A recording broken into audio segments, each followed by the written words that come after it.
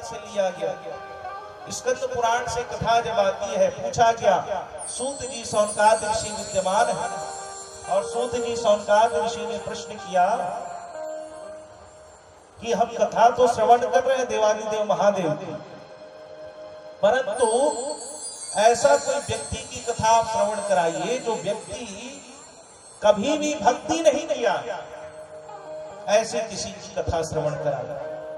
तब सूत जी महाराज कथा का सार करते हैं। सूत क्या ही कथा सार, कहने लगे देवराज नाम का एक ब्राह्मण है, ब्राह्मण की कथा आती है। देवराज नाम का एक ब्राह्मण है, नाम भले देवराज है और काम दैत्यराज है, जिनके होते नहीं, नाम के अनुरूप कार्य नहीं रहा, यथा नाम तथा गुण नहीं रहा। कई जन के रथे नहीं रहा, कई जन के रथे भाई और कई जन के नहीं रहा। तो ऐसे देवराज नाम का ब्राह्मण कर्म से हीन है, ज्ञान से हीन है। ब्राह्मण जो है ज्ञान से दुर्बल है। ब्राह्मण यदि धन से दुर्बल रहेगा तो भी चलेगा, ब्राह्मण यदि शरीर से दुर्बल रहेगा तो भी चलेगा, लेकिन ब्राह्मण ज्ञान से दुर्बल नहीं होना चाहिए। ब्राह्मण की विशेषता ज्ञान से है। ब्राह्मण के 6 कर्म कहे गए, अध्ययन करना और अध्ययन कराना। अध्ययन कराना का अर्थ क्या? जब हम वेद को पढ़ते हैं तो विप्र कहलाते हैं, वेद को पढ़ लिए तो विप्र कहलाते हैं। जब हमारा यज्ञोपवीत हो जाता है तो हम द्विज कहलाते हैं और जन्म से हम ब्राह्मण कहलाते हैं। जो समाज को सही दिशा निर्देश करे, जो समाज को अच्छे मार्ग पर लेकर जाए, उसको ब्राह्मण कहा।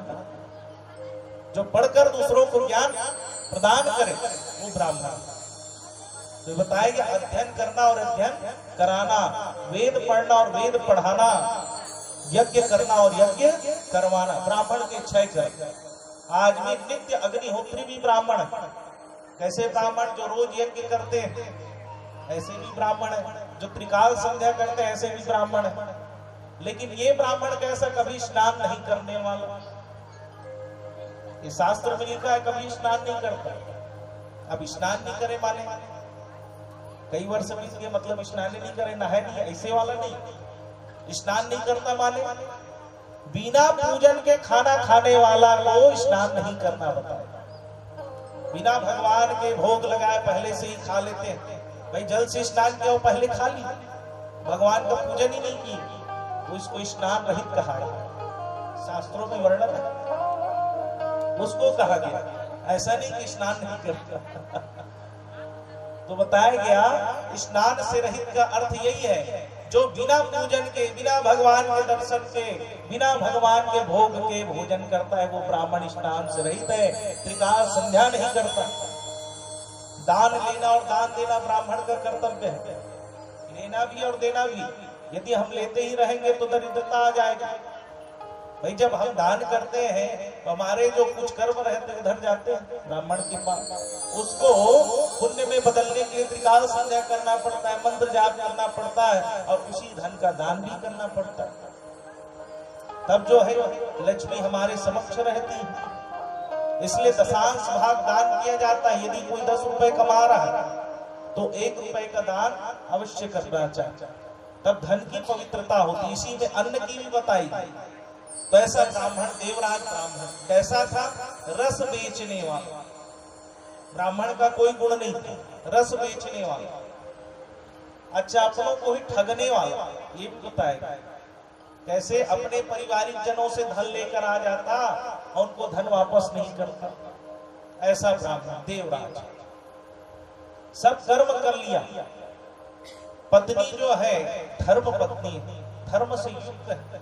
माता पिता है, बच्चे हैं घर में, रोज समझाती है माता, रोज पिता समझाते हैं, बच्चे रुदन करते रहते हैं, पत्नी समझाती है। लेकिन जो व्यक्ति पद भ्रष्ट हो जाता है उसको भगवान जब अनुभव कराते हैं तब वो समझता है।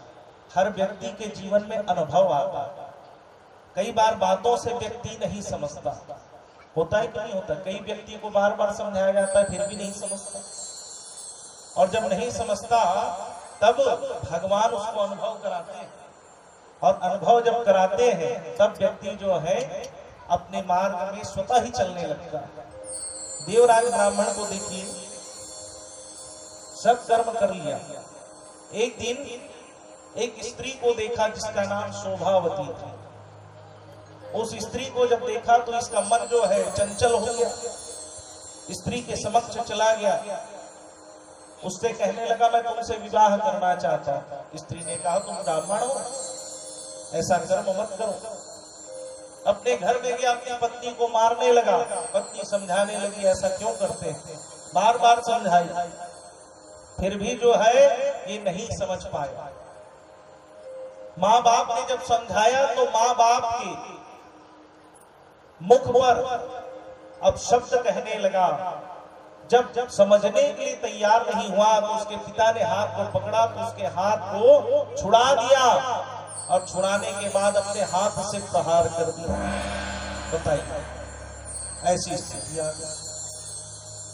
और जब ऐसी स्थिति आ गई, हाथ का जब प्रहार कर दिए तो माता रुदन कर रही। भाई जिस बच्चे को इतने प्रेम से व्यक्ति पालता है, पोसता है, अपने भोजन का त्याग करके अपने बच्चे को अच्छा भोजन कराता है। पिता भले वस्त्र नहीं लेता लेकिन अपने बच्चों के लिए सुंदर वस्त्र लेकर आता है। भले घर में धन नहीं होता लेकिन अपने बच्चों को कभी गरीबी का दर्शन नहीं कराते वो माँ बाप। यदि एक रोटी है तो उस बच्चे को रोटी खिला देंगे, स्वयं भूखे रह जाते हैं। कर्तव्य का निर्वहन करने वाले माँ बाप होते हैं। और ये केवल पछतावा व्यक्ति को बाद में होता है जब वो चले जाते हैं। और यही बात को हम यदि समझ जाए तो फिर कभी माँ बाप दुखी नहीं हो सकते। भगवान भी कहे जिन्होंने अपने माँ बाप की सेवा नहीं की वो मेरी क्या सेवा करेंगे, बताओ। जा रहे हम तीर्थ यात्रा में, जा रहे माँ बाप के हम धन कर रहे हैं, बताइए। दूसरे व्यक्तियों के, दूसरे के परिवार के व्यक्तियों का हम सेवा कर रहे हैं, घर में माँ बाप है उसको पानी के लिए नहीं पूछ रहे, बताइए। ऐसी स्थिति आ गई। तो जब यहाँ प्रहार कर दिया गया तो सोचिए कैसे हृदय उसका विदीर्ण हुआ होगा। भाई जिस माँ बाप ने अपने जीवन को समर्पित कर दिया, माँ के ऋण से, पिता के ऋण से कोई ऋण नहीं हो सकता। तो जब इस भाव को बताया गया, व्यक्त किया गया, देवराज ने जब प्रहार किया तो उसका पाप का घड़ा भरने लगा। गलत कर्म किया। भाई हम औलाद के लिए तो दौड़ रहे हैं, बताइए। पूत सपूत तो का धन संचय, पूत कपूत तो का धन संचय। पुत्र यदि सुपुत्र है तो पू नामक नरक से तार देगा, और कुपुत्र हो गया तो उसी नरक में डाल देगा।